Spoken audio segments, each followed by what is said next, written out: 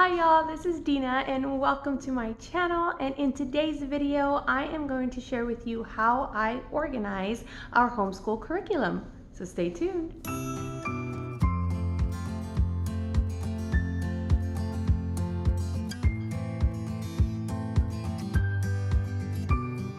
Well, if you are new, welcome to my channel, Pursuing Peace.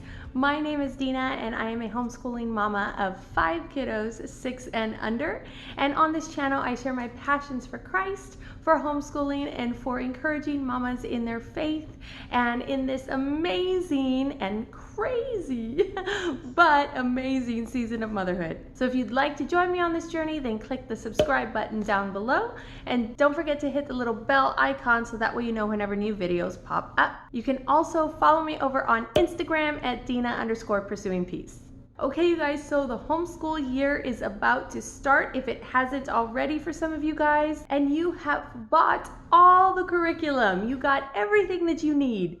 And now, what do you do with it? So in this video, I am going to share with you how we organize our homeschool curriculum, not only in our homeschool room, but throughout the house as we need it. And I'm excited because this is a collab with my sweet friend, Megan, over at Pennies and Salt. If you haven't checked out her channel, please do. Megan has 6 adorable kids, and she has been doing this homeschooling thing for a while. Megan also has a music degree, and she has just started a series on how to teach your kids music in your homeschool. So I will leave her channel link down below, plus her video about homeschool organization, so you can go check those out. I'm sure that she has plenty of wisdom to share, so definitely do that. So since we were both doing homeschool organization type videos, we figured we'd do a collab and put them together, so that way you get 2 resources for the price of 1. So I'm excited to go check out Megan's homeschool organization. Organization just, I love it. And maybe you're the type of person that loves organization, or maybe you're not. And that's okay. Don't worry, you can still homeschool and have a successful homeschool, even if you don't like to,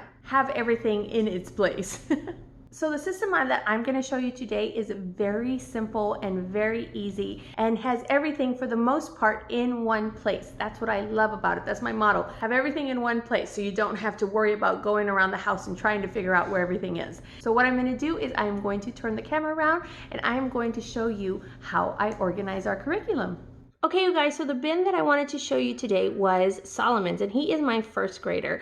And basically everything that we use within a day is in here except for handwriting, and I will show you where I put handwriting in just a bit. So what I used to do is I used to take the math manipulatives from the Good and the Beautiful math activity pack, and I used to be able to put them all in here, and they fit so nicely. So everything that's in here fit really well on the top right here or inside the bottom. But because I am having 2 kids that are going to be in math level 1 this year at the same time, and this is also for math level 2, then I needed a central place to have all of the math manipulatives. And I show how I organize these math manipulatives in my 2nd grade curriculum picks video.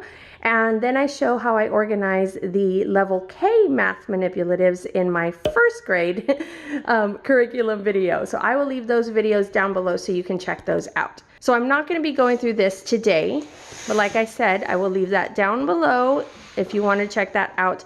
But I wanted to show you inside this bin so that way you can see how I organize everything and how easy it is to keep it all in one place. And I love this bin. If you pick it up, you can go and you can have school outside. You can go and have school in another place in the house. Once my kids get old enough and they can go to their room and have school, they can just take this, and I know that they have everything that they need in one place in order to do that. So I'm going to go ahead and open this up for you. And these bins are the Latchmate bins from Michael's, and they're usually on sale. And I have them linked below so that way you can go and check them out if you want. I think they are the 14.5 quart bins. So they have these, they have bigger ones, and then they have smaller ones that all have this same kind of container on the top. And so what I have in here is I have his flashcards that he's using, and I just have them all in this index card holder, and I have them marked learning, not learning, and mastered. And basically they're all mastered at this point. And we're just kind of going through them again for level K. When I first put them all in, they go under this not learning tab. And then I only take out about 5 or so, and I put them into this learning tab. So every time that we go through, you can see there's some already in there. Then when it's time to do his flashcards, I just pull these out. And then if he has mastered them, then I put them in the back here. And I always try to keep about 5 to 10. It kind of just depends on if he is familiar with them or not. But I try to keep about 5 there. So if there's one that he has mastered, then I'll put that one in the back and then just switch another one over to this section here, if that makes sense. So every time he's doing flashcards, he is doing about 5 of them. And this I just got at Staples. Right now you could probably get it, you know, anywhere like Walmart or Target, or Michael's actually had some cute ones, but I didn't see any boy ones actually, so never mind.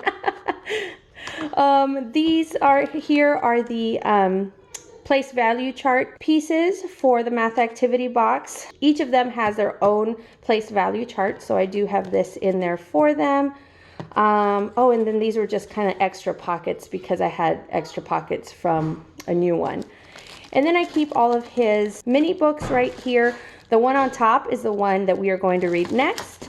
And then when we finish, I just slide it right here in the back. So all of his mini books are right here in this baggie.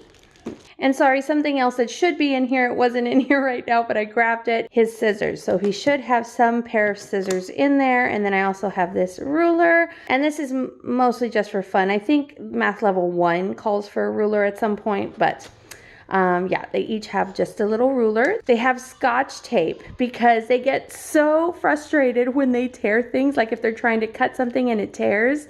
And so what would happen is that I would try to like find Scotch tape all over the house, and you know, that would kind of waste a little bit of time. So I decided to put Scotch tape in each of their bins, so that way if something like that happens, or if we need Scotch tape for whatever reason, then it's right here. I don't have to go searching around the house or even have to get up from the table to have Scotch tape.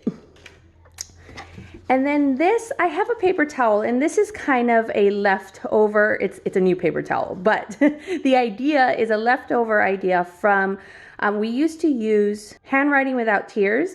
So I used to have a little like chalk and, you know, that little sponge eraser for the chalkboard. And then I had a paper towel in there to erase the chalkboard. But what I've also started using the paper towel for is I will take it and say there is a page that has a lot of wording on it, and he's starting to get a little bit overwhelmed with the amount of reading that he is going to have to do. I will take this and I will cover some of the words up so that way he doesn't get too overwhelmed, and then he can stay focused on just reading whatever it is that he's reading at the moment. And so I had the old paper towel in there, and so when I cleaned everything out, I put in a new paper towel specifically for that reason. And I mean, you can use anything. You can use a piece of paper, you can use whatever, but I like the idea of the paper towel because I can make it small like this, or I can make it, you know, I can open it up and make it bigger, just depending on how many words there are on the page. So over here, I've got a pencil sharpener for him, a pom-pom for the dry erase board, and a dry erase marker. And I've got beans. These are just manipulatives. He likes manipulatives a lot, and I use these for, like, if he does have just like a lot of words on the page, then whenever he reads the word, we put beans on the word. And so that just kind of gives him a hands-on thing to do while he's reading. And then we have buttons in here, which are kind of the same idea. Okay, so now that I've shown you everything in here, let's go ahead and lift this up. And then in here is where we have all of his books. And so here is his student notebook, which I do a flip through of this in my first grade curriculum video. And again, I'll link that down below so you can check this out. I use this to go along with the language arts from The Good and the Beautiful. And then we also have a dry erase board. This one is actually a leftover from last year because this was the only like boy one I could find. I did get some like thicker ones from Walmart, and I think those would work just fine, but I'm kind of saving those. Like if this dry erase board kind of gets a little bit too dirty, you know, throughout the year or whatever, then I'll be able to put those other ones in, and I'll have an extra one. I don't have to run out and get some. I also got some of these like this. There's a 4-pack at Michael's. in their back to school section, but those were all really girly. So, so I got this one for him. And then we've got his course book. So then we've got his level K for right now, and we've got his calendar and his place value chart and his math. So yeah, so you can see how everything fits in very nicely. And sometimes, just depending on what we do first, like sometimes we'll do math first, in which case I'll make sure to have the calendar right on top, and then I can just have it, you know, right on top for the next day. So that way I don't have to like take everything out the morning of, and you know, everything is kind of in its place, you know, stacked the way that we are going to use them. So yeah, guys, so this is the bin. Super easy, super simple.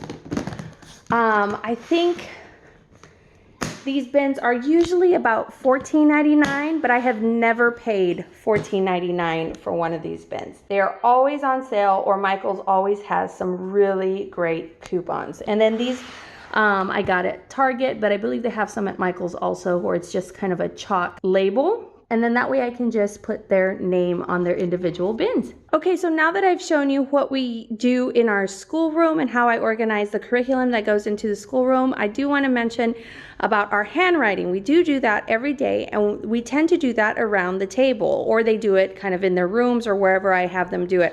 But we definitely start with handwriting over here. So instead of having them go and take it out of their bins, which they're still kind of small to do that, the bins can get a little bit heavy, and they lock on really well, and so sometimes they can't open them on their own. And so what I did is I actually put the handwriting in here.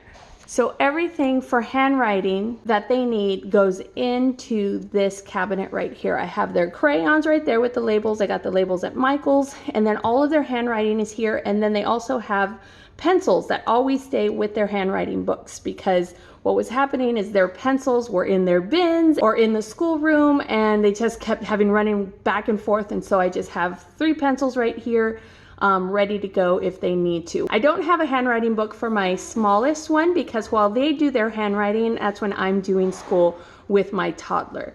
I also have their book, or their Bible right here, because we do devotionals in the morning at the table. I also wanted to show you guys down at the bottom, this is where I keep the toddler bins for my toddler, because I usually have her come into the living room to do this, and I couldn't find a very good place in the schoolroom. They don't fit in the little cubby shelves that we have from IKEA, and so I just put them in here, and then that way too she can actually go in here and grab the one that she needs or the one that she wants, or the kids can help her grab it also. So if I say, Abby, you know, go get her Tuesday's bin, then she knows how to come and find Tuesday's bin, and she can get it for Adeline and start playing with her if I need time to work with my older kids. And I have a whole video on what is in these bins. I'm actually going to probably switch it out soon, and I will have an updated video on that. But if you want to see what I have been using in these bins, then I will leave that link down below so you can go and check it out. And then everything else as far as science and history and everything else is in our morning basket, which is right in here. And I have a video about our morning basket, and I will leave it down below on how we use all of this throughout the week. I also do one of these bins for their science, if we are doing a science unit from the good and the beautiful. And I have, again, a video of how I organize all of this and how I organize a science unit from the good and the beautiful. And again, I will leave that linked down below. All right, you guys, well, I hope you enjoyed this video, and I hope that it was helpful and it gave you some idea on how you can organize your own curriculum. Again, I will have everything that I use down in the description box below, so that way you can go and get those items if you wanted to. So if you like this video, give me a thumbs up. Don't forget to subscribe and click the little bell icon so that way you know whenever new videos pop up. Plus, let's be friends. Follow me over on Instagram at Dina_pursuing_peace. And also, don't forget to go and check out Megan's video. It is linked in the description box, so go check it out. All right, you guys, well, I hope you're having a blessed day, and I will see you next week with another video. Bye.